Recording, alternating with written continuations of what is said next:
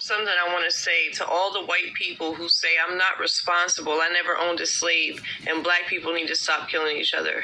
Hear me out. During slavery, slaves endured sexual abuse, rape, denial of education, whipping, families split up and sold, shackling, hanging, beating, burning, mutilation, imprisonment, denial of food and sleep, buck busting, families being forced to sleep with each other for the purpose of breeding and then being made fun of for it. Torture, and also, if this was not happening to you directly, you had to watch your loved ones endure all of this. And this is just very few examples, meant for the reassertion of dominance over the slave by the slave master. And after the slaves were freed, they had to endure their babies being used as alligator baits, their skin being sold as fashion, being eaten as a delicacy, being lynched and burned alive. More denial of education. Now they went from being forced to breed to being forced to be sterilized because white supremacists did not want them to have children. Sharecropping being just another form of slavery. And not only that, but through all of this, there were many black communities that were thriving.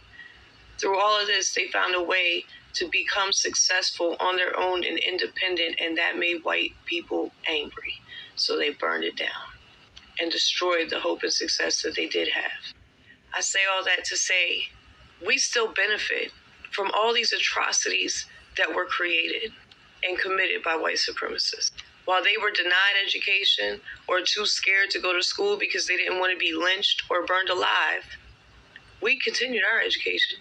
While they were denied generational wealth, we continued to gain generational wealth. While they were denied the ability to simply exist without fear of death or torture, we were happily thriving in our little front yards with our bikes and our bells.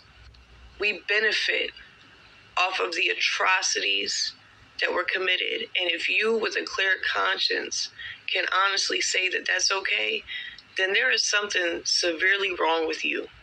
This is why I say we are responsible. Whether you like it or not, the sins of our fathers have fallen on our shoulders because we benefit from the atrocities. We benefit from the suffering and the torture of others. You have traumatized parents raising traumatized children in a traumatizing environment that we created through redlining, through PTSD, through trauma, generational trauma that we have not tried to help them heal through.